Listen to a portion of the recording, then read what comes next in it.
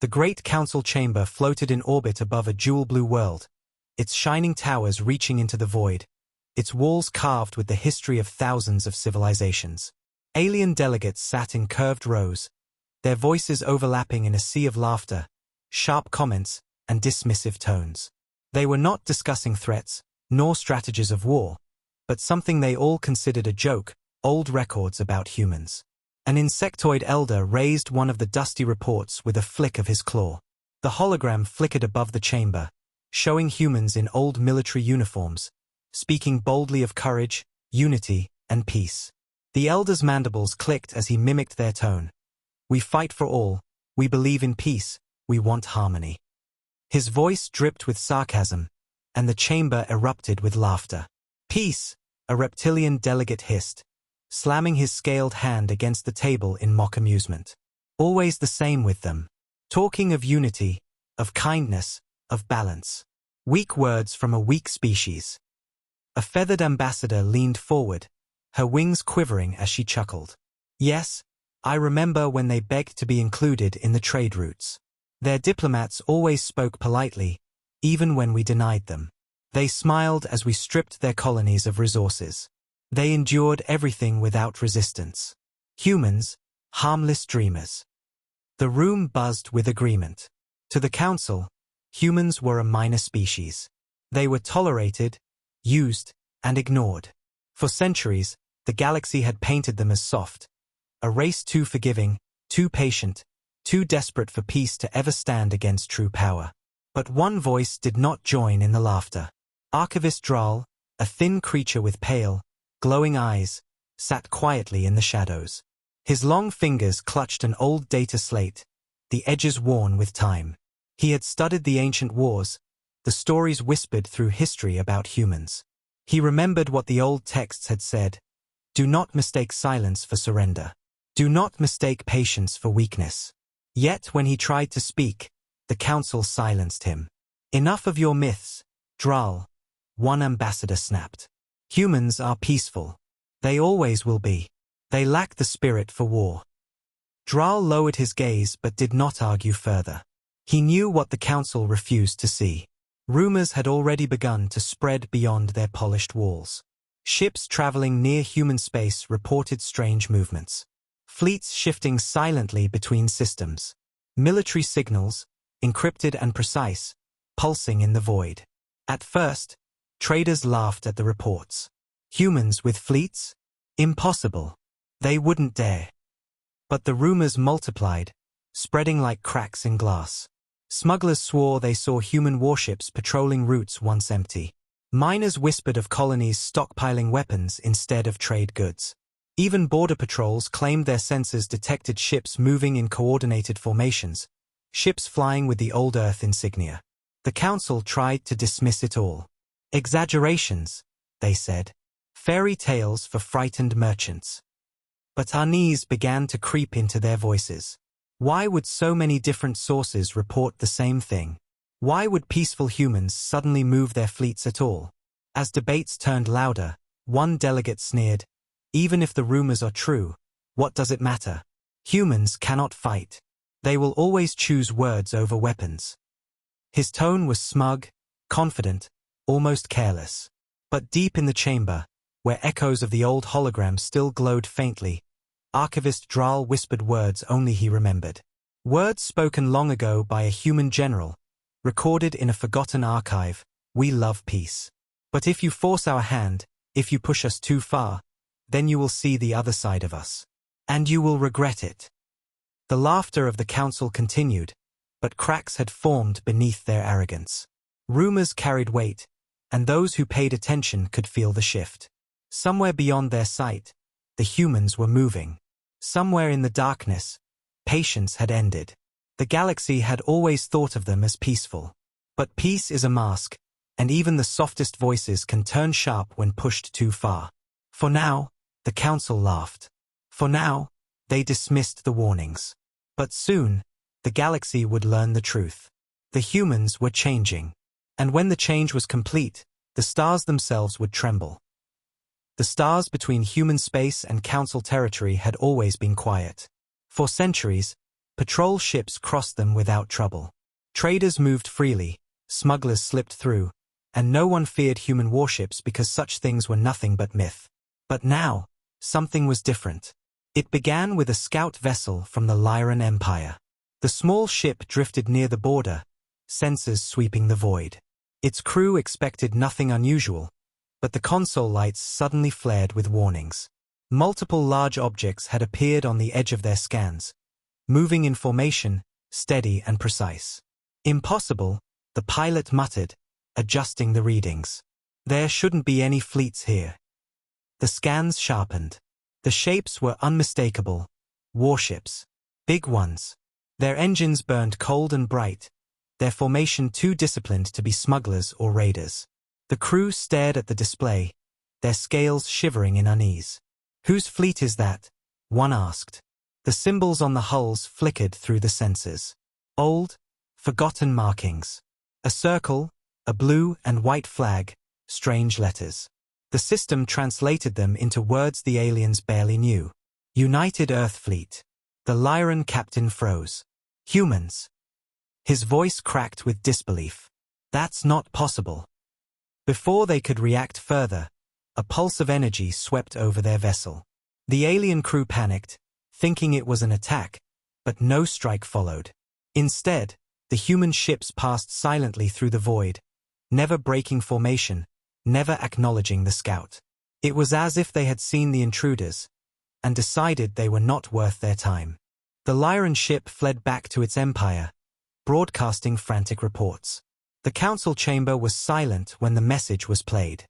The footage was grainy, but clear enough. A fleet of human warships, alive and moving. "This is absurd," one ambassador snapped. "Humans don't have fleets." Another delegate leaned forward, eyes narrowing. "Then explain what we just saw." Debates broke out. Some claimed the footage was fake, the work of smugglers trying to spread fear. Others whispered that perhaps humans had been preparing all along, building fleets in secret while the galaxy ignored them. The laughter from before was gone. Days later, another report arrived. A mining colony near the border sent warnings of massive ships moving past their sector. The miners described them in awe and terror. Dark hulls, weapons gleaming, engines silent but powerful.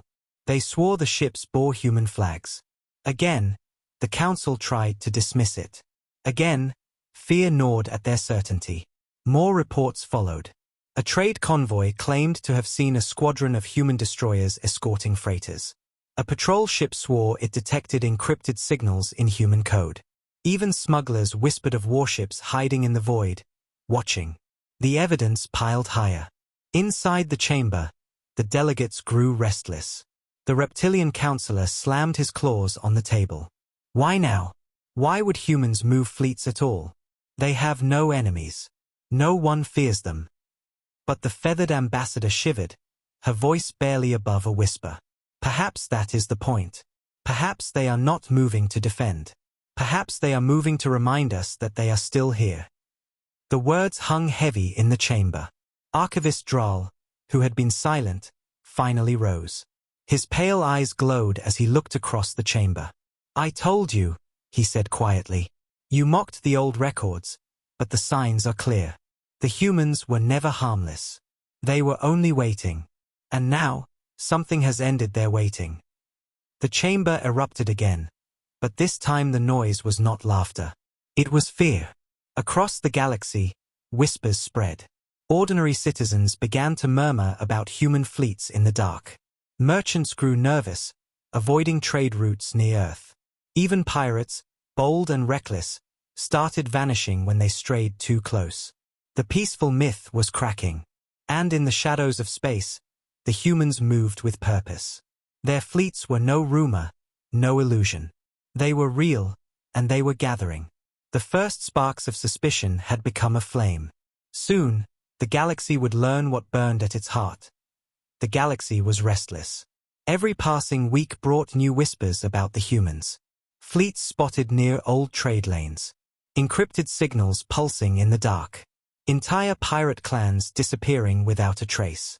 Still, no council envoy had seen a human up close. It was as if Earth's children had risen from their silence only to move in shadows. But shadows did not move without reason. Something had pushed the humans. Something had awakened them. The truth began in a forgotten sector of space. There, on the edge of neutral territory, lay a colony world. It was small, barely more than a trade hub, populated by many species, farmers, workers, and miners. Among them lived humans, quiet and few. They had built homes, worked fields, traded peacefully. They never boasted of war, never showed weapons, never spoke of fleets. Then came the raiders. A coalition of mercenaries descended, ships bristling with guns. They came for wealth, resources, slaves. The colony begged the council for aid, but no fleet was sent. It was far from the center, unimportant. The mercenaries struck fast. They tore through defenses, burned villages, dragged civilians into cages. Alien settlers screamed, fought, and died. But when they reached the human district, they met something different. At first, it looked like surrender. The humans stood silent, offering no resistance. But then one of the raiders fired a shot at a child. That single act broke the silence. The raiders never returned. When trade ships later visited the colony, they found the human district untouched. The cages where prisoners had been held were smashed open. The mercenary ships, every last one of them, lay shattered in orbit, burned wrecks, torn apart as though giant claws had ripped them from the stars. No one knew how it had happened. The humans never explained. They only rebuilt their homes quietly, as if nothing had occurred. But rumors spread. Survivors whispered of strange weapons, impossible precision, and a fury in human eyes that shook even hardened soldiers. News of the destroyed raiders reached the mercenary clans, who grew enraged. They gathered fleets, swearing vengeance. The humans will pay, they vowed. We will remind them they are fragile. We will show them their place. But when their fleets went missing, thousands of raiders, gone without trace, the whispers turned into fear. The council called it coincidence. No proof links these events to humanity, they said. Perhaps the mercenaries fought among themselves. Perhaps pirates destroyed them. Do not assume. Yet in the shadows, the archivists of old remembered. They spoke of human wars from long ago, wars fought not for greed, but for survival. Wars where humans burned entire battlefields rather than surrender. Wars where their kindness ended the moment someone threatened their children. The myth of peace had blinded the galaxy. They had seen humans as soft, forgiving, harmless. But they had not seen the anger that slept beneath. On Earth itself, silence was breaking. The planet that had seemed so quiet was now alive with movement. Cities lit up with new industry. Old factories reawakened. Shipyards long abandoned sparked to life again, building vast machines of war. The oceans roared with submarines. The skies burned with fighters. The orbit filled with carriers, destroyers, dreadnoughts.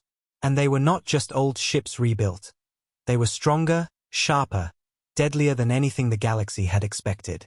The fleets that scouts had glimpsed were only the beginning. Behind them lay hundreds more, hidden deep in the void.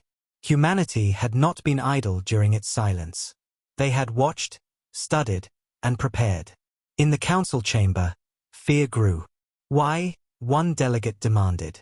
Why now? What has provoked them? Archivist Draal's answer was quiet, but it chilled every ear. Because they have decided they have had enough. Enough of raiders, enough of insults, enough of being dismissed as weak. They offered peace for centuries. They were patient. But peace was mistaken for weakness. Now they are finished asking. Some still tried to deny it. But they are too few. Their numbers cannot match the Empire's. Draal only shook his head. Do you think they care about numbers? When have humans ever cared about odds? Meanwhile, across border worlds, sightings of humans became more direct.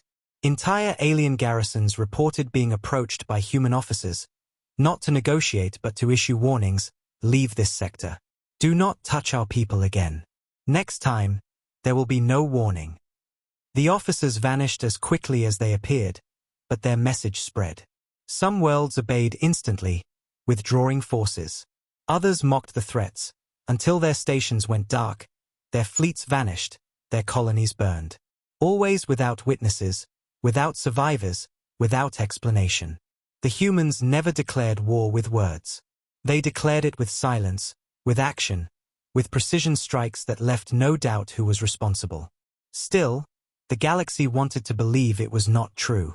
They clung to the image of peaceful humans. They told themselves the humans were bluffing, that their strength was exaggerated. But the truth could not be denied forever. On one fateful night, a grand fleet of raiders decided to challenge the humans directly. They boasted across the stars, announcing their march toward Earth. Hundreds of ships gathered, armed with weapons stolen from across the galaxy. They believed the humans would tremble, that their myth would collapse under real fire. But when they reached human space, they found waiting not fear, but an armada. Thousands of ships filled the void, larger and stronger than any raider vessel. Their formation was perfect, their weapons glowing with restrained fury. The human fleet did not speak. It did not broadcast warnings. It simply moved. What followed was not a battle. It was an execution. The raider fleet tried to scatter, but the humans cut them down with impossible precision. Railguns tore through shields, missiles streaked with deadly accuracy, lasers burned through hulls. Every move was calculated, every strike devastating. Within hours, the raiders were gone, every last ship reduced to wreckage. Not a single human vessel was lost. And when the Council received the survivor fragments, the desperate recordings of fleeing raiders, the truth was undeniable. The humans had awakened. The hidden anger that had been ignored, mocked, and underestimated for centuries had finally risen. And it was not the anger of conquerors or tyrants. It was the anger of a species tired of being trampled, tired of being treated as weak, tired of watching their children threatened. This was not a war for power. This was a war for respect. Across the galaxy, silence spread. For the first time in living memory, the great empires trembled, not because of each other, but because of the one species they had all dismissed. The humans had been peaceful once, but peace had been broken. Now, war was their answer. The galaxy had seen many wars before. Empires clashed over borders, over resources, over pride. But what came now was different. It was not a war declared with speeches or banners. It was not a war built on conquest. It was retaliation, cold, precise, and unstoppable. The destruction of the raider fleet had shaken the stars. For the first time in centuries, fear was not directed at the great empires but at humanity. Yet many still doubted. They told themselves the battle had been luck, a trick, or a hidden ally. They wanted to believe humans could not stand against the vast powers of the galaxy. That belief ended when the humans struck first. It began quietly. On the far edge of Zorathian space, a supply station went dark. It was a massive hub, feeding an Empire fleet stationed nearby. Thousands of workers lived there, guarded by cruisers and defense batteries. One night, the station simply vanished. Not a signal, not a trace. Only drifting wreckage remained, torn apart with surgical precision. At first, the Zorathians blamed pirates. But then another station was destroyed. And then another. Within weeks, entire supply lines collapsed, leaving warships stranded without fuel, without food, without hope. But the most terrifying part was the silence. The humans never announced themselves, never gloated, never claimed responsibility. They simply acted, leaving a trail of wreckage behind. The council gathered in secret sessions. Delegates shouted, demanded answers, accused one another of hiding the truth. Some insisted that the humans could not be responsible. "They do not have this kind of reach," cried the Traylan ambassador. But then a recording surfaced. It was grainy, damaged, but clear enough. A human warship emerging from the void, black steel glowing with cold fire, weapons cutting through defenses like paper. The station's crew had screamed in panic as the ship advanced, and just before the recording ended, a single human voice echoed through the static. "You should have left us alone." The council chamber fell silent. From that moment, denial was impossible. Humanity was no longer hiding. They were not waiting to be attacked. They were taking the war to their enemies. And they did not stop with Zarathian stations.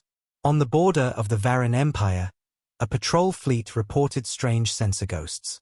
They dismissed them as glitches, until warheads rained down from the dark, obliterating their command ship. Before they could regroup, human cruisers appeared from nowhere, their hulls cloaked in strange energy. They struck fast and vanished even faster, leaving wrecks behind. The Varan Empire responded with fury. They sent an armada of 50 ships to sweep the sector clean. The armada never returned. When wreckage drifted back into known space, alien scholars studied the scars on the hulls. The damage was unlike anything they had seen before. Railgun strikes had punched through armored plating with terrifying force. Missiles had moved as if guided by thought itself, never missing. Some wrecks bore marks of energy weapons so concentrated that entire sections of ships had been carved away. Whispers spread, the humans are testing new weapons. Others whispered something worse, the humans have been preparing for this war all along. For centuries, the galaxy had dismissed Earth as silent, primitive, unimportant. Yet here they were, unleashing weapons no one else could match, ships faster and stronger than fleets built by empires thousands of years old. It was as if humanity had been waiting, planning, sharpening their blades in the shadows until the moment came to strike. And strike they did. Colonies that had once mocked humans found themselves under sudden siege. Not for conquest, humans never stayed to rule, but for punishment. Garrisons that enslaved humans were wiped out. Slave markets were burned to ash. Mines where human workers had been forced to labor collapsed into fire as human warheads rained down from orbit. On one such world, the invaders awoke to find the skies filled with human dropships. At dawn, they saw figures descending in black armor, moving with precision and silence. The battle lasted less than an hour. By morning, the garrison was gone, the human prisoners freed, and the enemy's flag burned to nothing. The galaxy watched in shock. "What do they want?" asked the Drell counselor, trembling. "Why are they doing this?" The answer came from a human message, broadcast across neutral space. It was simple, cold, and final. "You called us weak. You took our kindness for weakness. You killed our people and enslaved our children. No more. If you touch humanity again, we will not stop until your empires burn." The words echoed through the stars. They were not shouted. They were not boastful. They were delivered like a fact, a promise carved in steel. Some powers tried to push back. They formed alliances, gathering fleets larger than anything seen before. A coalition of 5 empires assembled, swearing they would crush humanity before the threat grew any larger. They massed hundreds of ships, armed with weapons from every corner of the galaxy. They believed no species could resist such force. The humans came anyway. Out of the void they emerged, their fleet smaller in number but terrifying in discipline. They moved like a single mind, each ship a part of a greater whole. The battle lasted 3 days.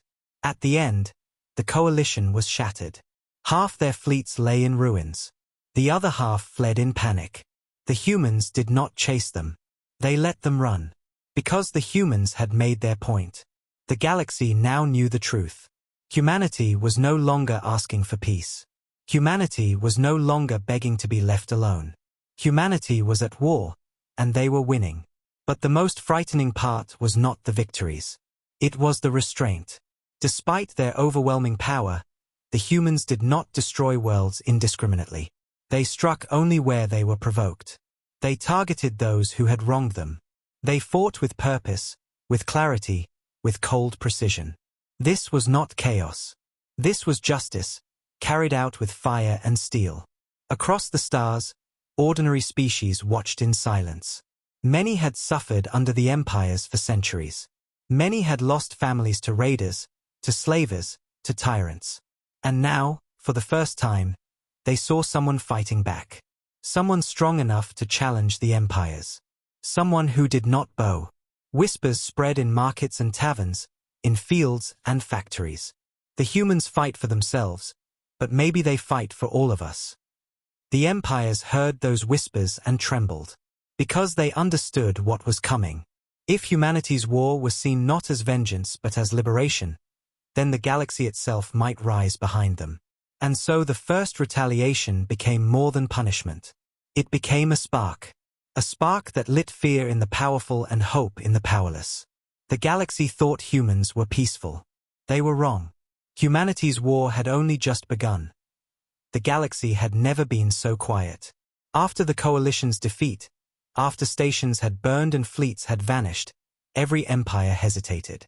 Entire sectors froze in uncertainty, watching the humans carefully, waiting for their next move. The stars themselves seemed to hold their breath. In the Grand Council chamber, where hundreds of alien delegates gathered under domes of crystal and light, the air was heavy with fear. For generations, these halls had been filled with arrogance, with debates over territory, with laughter at the thought of harmless humans. But now the laughter was gone. "They are too strong," hissed the Varan ambassador, her scales shimmering uneasily. "We underestimated them. If they continue, they will dismantle us one by one." "They must be stopped," shouted the Zorathian representative, pounding a clawed hand on the table. "Do you not see? This is no longer about raids or colonies. This is about survival. If humanity grows bold enough, no empire will remain safe." Others disagreed. The Drell ambassador, her many eyes blinking slowly, spoke in a calm voice that cut through the noise. "You speak as though they attack without reason. But they strike only when provoked. Their fleets do not linger. They do not conquer. They punish." "Punish?" spat the Zorathian. "They annihilate. That is not punishment. It is extermination." The Drell leaned forward, her tone sharper now. "Tell me, Zorathian, how many humans did your empire enslave in the last century? How many did your raiders take from their colonies? And how many times did this council look away?" The chamber fell silent. The question hung in the air like a blade. Everyone knew the truth. The empires had preyed on humans for centuries, mocking them as fragile and weak. And the council had allowed it, because humans never fought back. Until now. For the first time in history, the galaxy faced not just human anger, but human justice. And it terrified them. Outside the council, ordinary people spoke in whispers. On mining stations, in marketplaces, in crowded taverns, the stories of human fleets spread like wildfire. Pilots described warships that moved like shadows. Traders swore they saw human weapons tear through shields in a single strike. Refugees told of humans descending from the sky to smash slave camps and free captives. The powerful feared the humans. The powerless admired them. On one small agricultural moon, a young worker whispered to his family, "The humans came. They freed my cousin from the Varan mines. They gave food, then left. They asked for nothing." In the dark corners of the galaxy, a thought began to grow. If humans could fight the empires and win, perhaps others could too. Perhaps the galaxy did not belong to tyrants after all. The empires knew this, and it terrified them more than human fleets.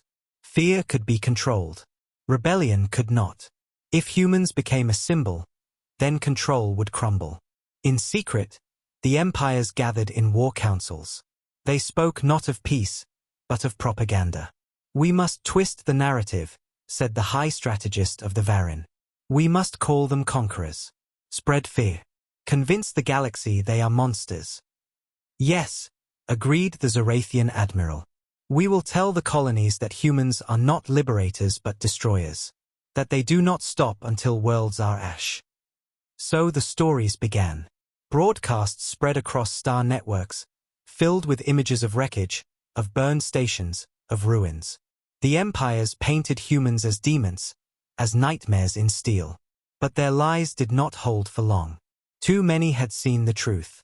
Survivors whispered that humans spared civilians, that they struck only at those who enslaved or attacked them. The propaganda faltered.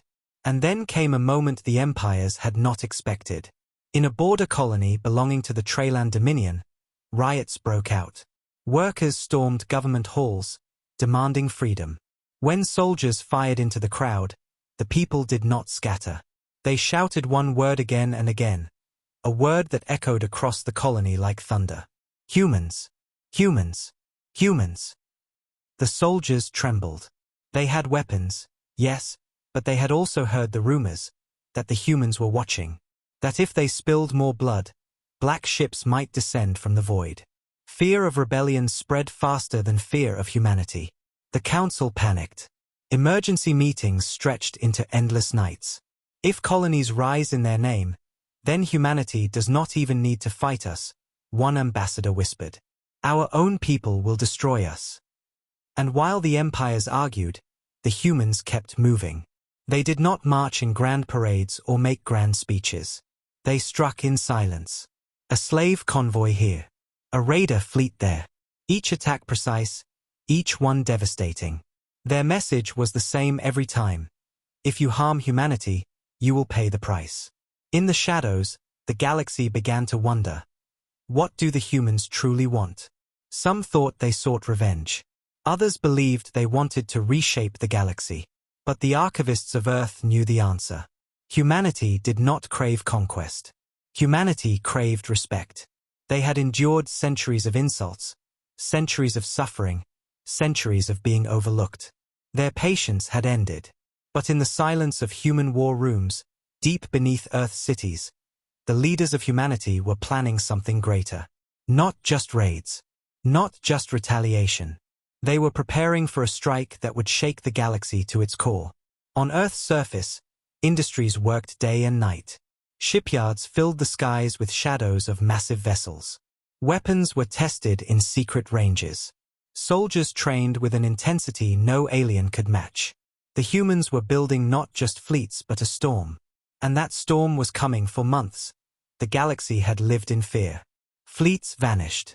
Stations burned. Colonies whispered the human name like a prayer. Yet no one truly understood what humanity was doing.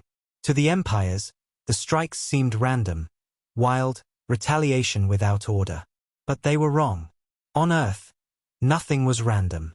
Everything was part of a strategy. Deep beneath the surface, hidden in bunkers older than the council itself, the leaders of humanity gathered. Generals, scientists, admirals, and statesmen sat around long tables of steel. Above them, holographic stars lit up, showing the galaxy in vast detail. Every fleet movement, every supply chain, every weak point in alien empires, it was all mapped, studied, calculated. Admiral Kieran, his voice cold but steady, addressed the council of leaders. We've tested their borders.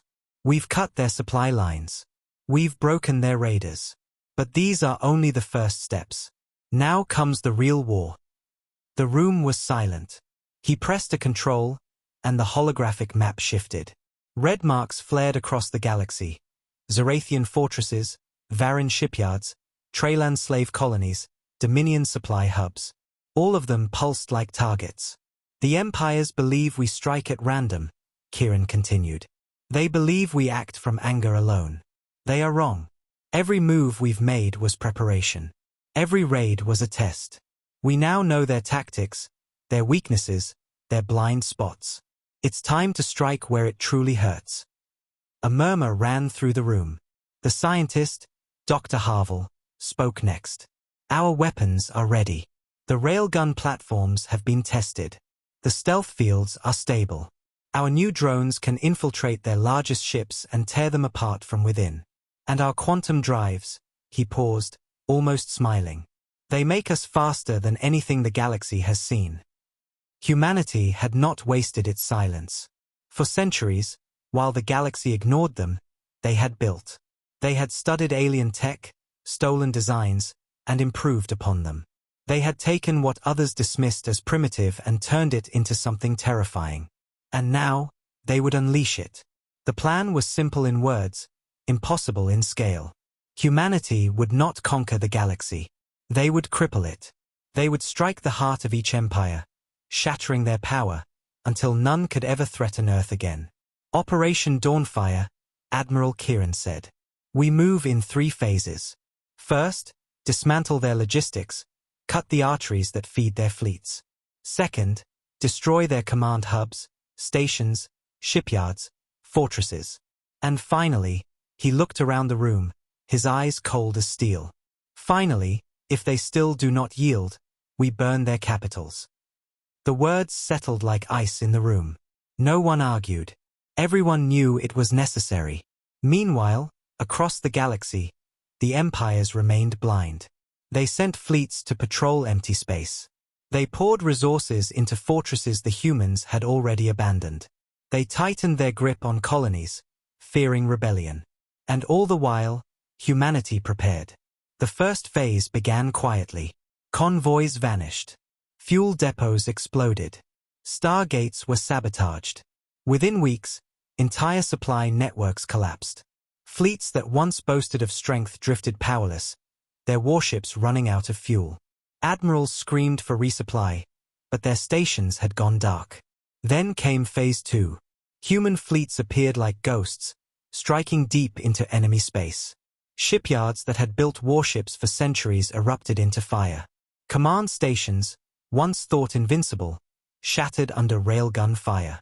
Human drones slipped past defenses, burrowing into power cores and detonating from within. The galaxy was thrown into chaos.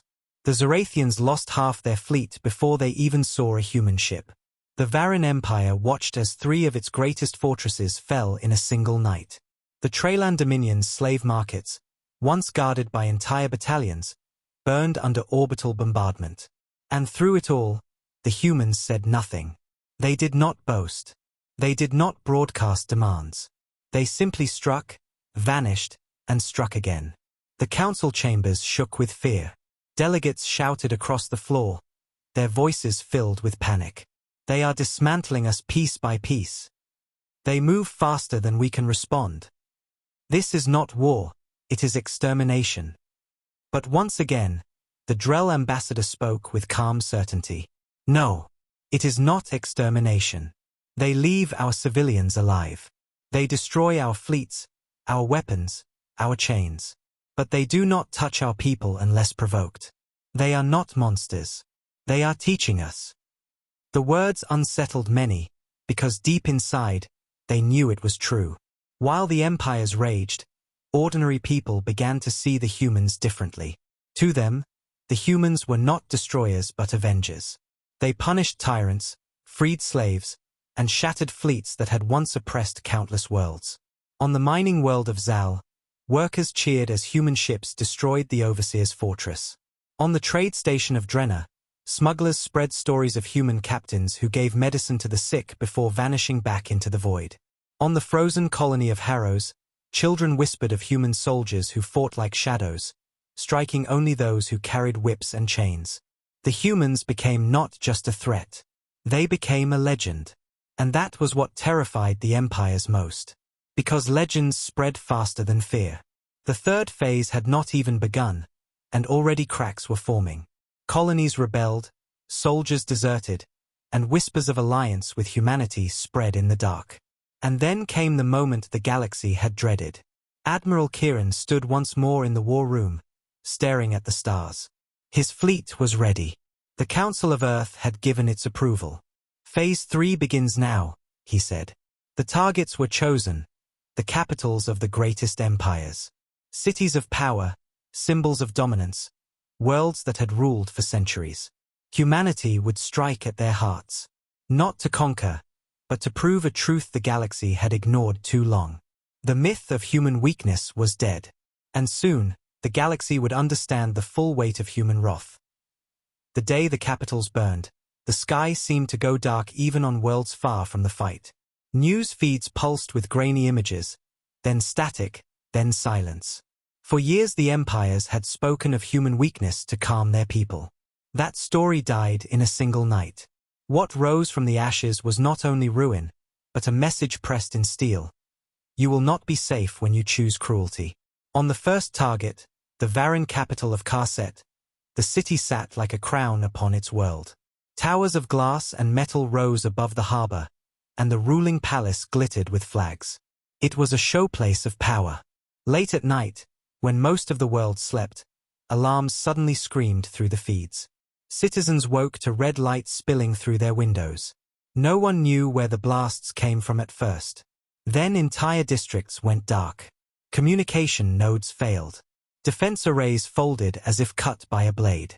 The attack was precise, surgical, and cruel in its clarity. Human drones had arrived inside the city seconds before any radar reported them. They slipped through vents and maintenance shafts, crawling into power relays and control hubs. In moments, the lights died. In the same breath, orbital railguns fired not to burn neighborhoods, but to collapse key towers that fed the city's shield matrix. Without shields, missiles from hidden human platforms struck the palace and the military docks. The explosions were loud enough to be heard on distant moons. The ruling council's armored convoy burned. The capital did not fall to an invading army.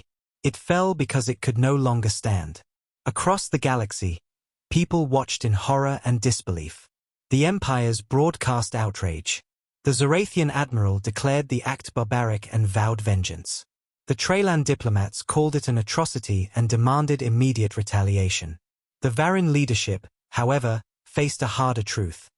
Their proud capital had its heart removed in hours. Warships were marooned without resupply. Logistics collapsed.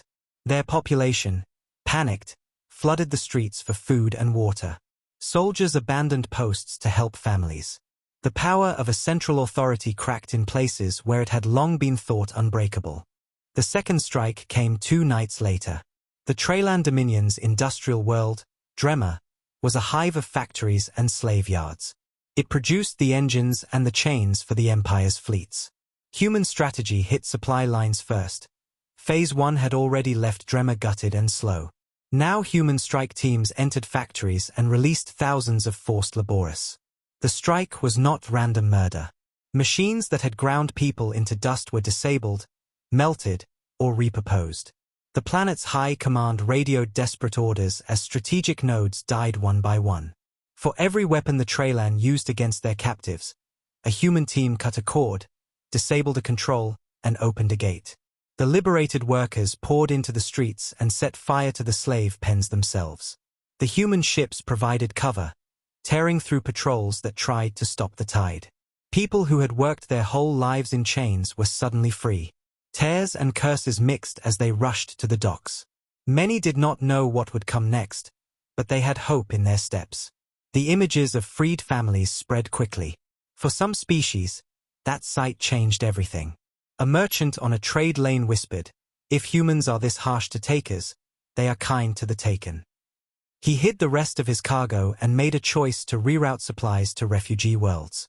The Varin, Drema, Karset, these were not small targets. They were symbols.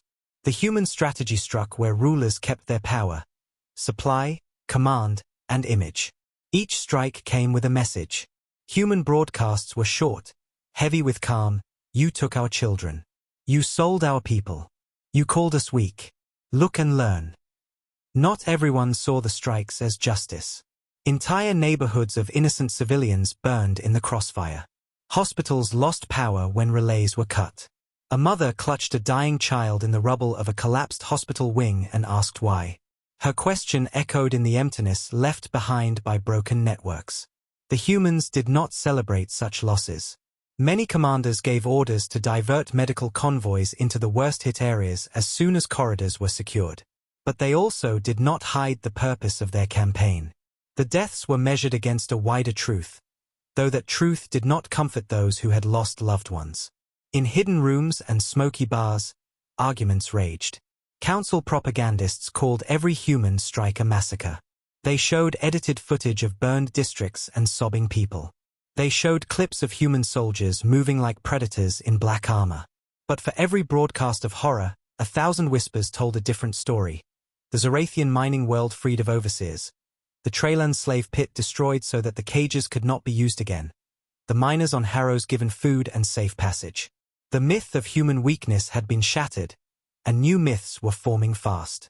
The empires tried to rally.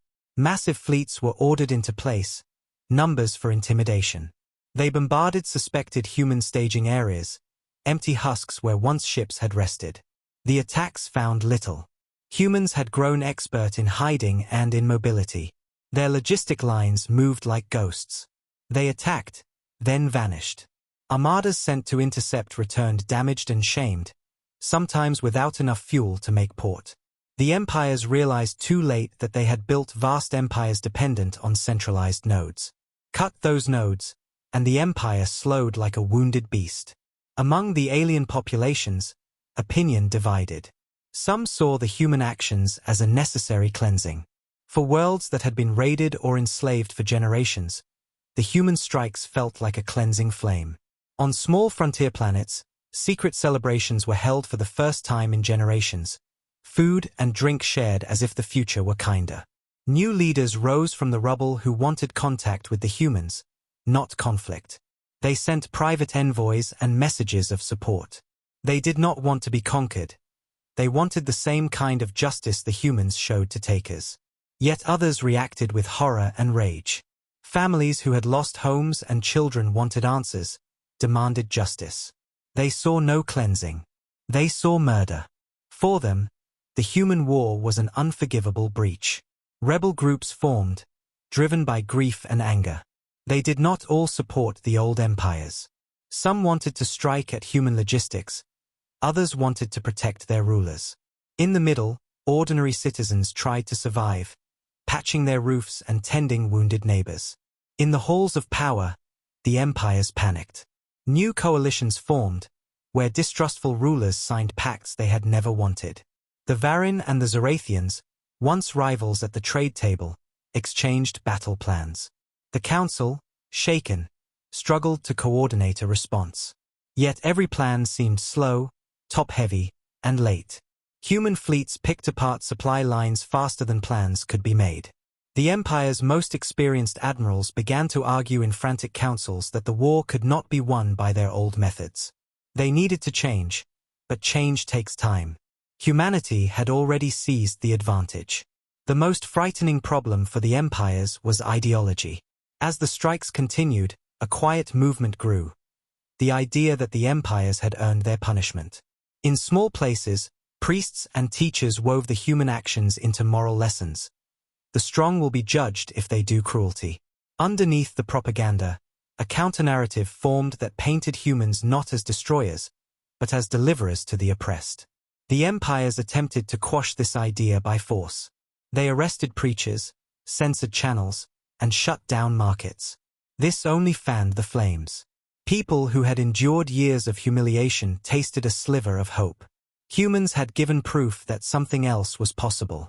Meanwhile, human commanders remained focused.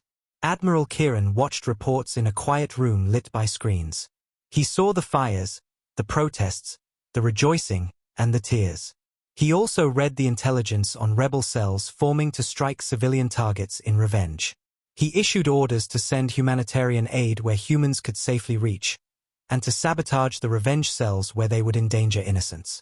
The human strategy was not only about power, it had moral rules. It punished the powerful and sought to limit suffering among civilians wherever possible. That restraint, however, was not leniency. It was calculation. The humans wanted the galaxy to understand that their war had purpose. They wanted allies among the oppressed. They wanted to make the empires weak not simply to hurt them, but to give others a choice. As strikes continued, social fractures widened. Some empires tightened control and became more brutal to keep order. Others imploded under pressure as governors refused to obey orders and fled. In small frontier systems, some rulers quietly opened trade lines to human contacts. They believed the new balance of power could benefit them if they were early enough to switch sides. Throughout it all, the human broadcasts were short and deliberate. They did not sing victory. They did not gloat. They repeated the same words the world had by now begun to fear: "You chose cruelty. We answered." In one of the lasting images from those nights, a child on a burnt street looked up as human medics entered a damaged district with supplies. The child, thin and covered with dust, stared at a human soldier who offered a packet of food. For a heartbeat, the two stared at each other, fear on the child's face, quiet resolve on the soldier's. The child accepted the food. Later, when old enough, that child would tell the story of the soldiers who burned a palace and then fed the poor. That contradiction became the seed for a new kind of story in taverns and classrooms alike. By the end of the month, multiple capitals had been crippled. Supply chains across the empires had failed. The Council struggled to coordinate a defense that could match the speed and precision of human strikes. Public sentiment split, and ancient alliances thinned like rope in a storm. The empires were still strong, but their power was no longer secure. The humans had struck hard at the centers of pride and control. They had set the stage for greater change. No one knew exactly what would come next. Would the empires lash out with full fury? Would the oppressed rise in alliance with the humans? Or would a new, more dangerous order emerge from the chaos? For now, the galaxy waited, trembling and divided. The lights of capitals burned low. The sound of distant engines faded. The human fleet moved like a shadow across the stars, leaving both fear and hope in its wake. And somewhere in the quiet corridors of a ruined palace, a leader who had once dismissed humans as harmless sat and listened to the broadcasts. He had lost his city, his authority, his honor. He also had a child who still needed food. He folded a small packet of ration cards and sent them out, knowing that survival had become realer than pride. His choice, like the choices of many others, would shape the galaxy to come. The galaxy had thought itself ready. The Alien Council had gathered what they claimed was the greatest force ever assembled. Fleets stretched across the stars, endless lines of cruisers, destroyers, and dreadnoughts. Entire shipyards had been emptied. Merchant vessels were converted into gunships. Civilian captains were pressed into service. On every channel, propaganda screamed the same words: humanity will be crushed. Their fleets will be broken. Their war will end in ashes. The coalition was vast. 5 empires who had fought one another for centuries now forced into alliance by fear. The Varin brought their armored flagships, massive city-sized vessels said to be unbreakable. The Treylan supplied swarms of smaller strike craft, fast and ruthless. The Zorathians carried energy cannons that could melt moons. The lesser powers filled the gaps with numbers, a tide of steel meant to overwhelm. In numbers alone, it looked unbeatable. Citizens across the galaxy were told to rejoice. The humans, they said, could never stand against such strength. But in the silence of deep space, far from speeches and banners, human admirals watched the movements of the coalition with cold patience. They knew the Council's fleet was massive. They also knew it was fragile. Numbers meant little when coordination was weak, when trust was absent, when pride made each empire think itself superior. Humans had learned from 1,000 years of their own wars. Unity was not measured by numbers, but by will. The trap was set. The coalition gathered near the Kala Rift, a region of space chosen as their forward staging ground.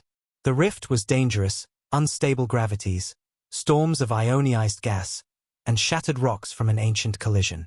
It was exactly the kind of place the coalition thought humans would avoid. But the humans did not avoid it. They embraced it. Hidden within the storms, cloaked stations waited. Mines drifted silently, their signals masked. Human fleets, smaller in number but heavier in discipline, moved into position. When the coalition advanced, they did so with fanfare. Signals blared across every channel. "To war!"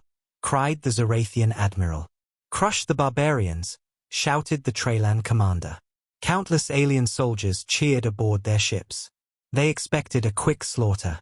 Instead, the void answered with silence. Then came the first blow. Out of the rift, human drones swarmed like shadows. They weren't meant to destroy, but to confuse. They hacked channels, jamming orders, sending false signals that made fleets turn on the wrong coordinates. Coalition admirals shouted over one another, but their words dissolved into static. Then the mines detonated. Whole wings of strike craft vanished in seconds, their engines torn apart before they even fired. The coalition tried to regroup, but that was when the human fleet revealed itself. Not from the front, as the coalition expected, but from every side. Warships emerged from the rift storms, railguns glowing, missile bays opening in a synchronized blaze. Precision fire cut through the largest Varin dreadnoughts, piercing shields that were said to be impenetrable. The great ships cracked open like eggs, their cores spilling fire into the void. The Treylan swarms rushed forward, screaming in formation, only to find themselves funneled into narrow corridors by human trap fire. Flak bursts and laser nets tore them apart. Survivors veered away, colliding with their own allies in the chaos. The coalition, so proud of its overwhelming numbers, now found itself crushed by the very scale it relied on. In a storm, too many ships became an anchor, dragging one another down. For hours, the battle raged. Human tactics were relentless. Every strike was coordinated. Every retreat was a coup. Coalition admirals realized, too late, that they were not fighting barbarians. They were fighting veterans who had studied them for decades. Each empire's weaknesses were exploited with brutal precision. The Zarathian cannons overheated when forced into rapid fire. The humans knew and targeted their coolant systems. The Treylan swarms relied on centralized command. Human snipers took out those command ships first. The Varin dreadnoughts were slow. Human fleets cut their engines and circled them like predators. Coalition numbers began to mean nothing. Fear spread across their lines. Messages of panic leaked into open channels. Soldiers begged for retreat. Captains shouted conflicting orders. Admirals cursed each other for incompetence. All the while, the human fleet pressed forward, not with rage, but with calm, terrifying discipline. On distant worlds, citizens watched the reports with shock. The coalition had promised victory. Instead, fleets were burning. The skies above Kala Rift glowed with wreckage. Entire empires wept as they saw their proudest ships torn apart like toys. Some turned off their screens, unable to watch. Others whispered in awe, "The humans are unstoppable." By the battle's end, the coalition was broken. Half their fleet destroyed, the rest scattered into retreat. Admirals who had once sworn vengeance now hid in the dark corners of space. The humans did not chase them all. They let some escape, knowing fear would spread faster than fire. The survivors would tell the story. They would whisper of the calm, merciless storm that crushed them. On the human flagship, Admiral Kieran gave no victory speech. He simply looked over the reports, nodding once at the precision of his fleet. "Send the message," he ordered. The broadcast was simple, the same as always. "We offered peace. You chose war. This is your answer." The galaxy trembled. The coalition's might, thought invincible, had fallen in a single campaign. The humans had not just won a battle. They had shattered the illusion of alien supremacy. For the first time in centuries, the empires realized that their thrones were not unshakable. Their fleets were not invincible. Their rule was not eternal. The survivors drifted home, their ships broken, their pride in ashes. And in the silence that followed, a question spread across every world, whispered in fear and awe. If this is only the beginning, what will the humans do next?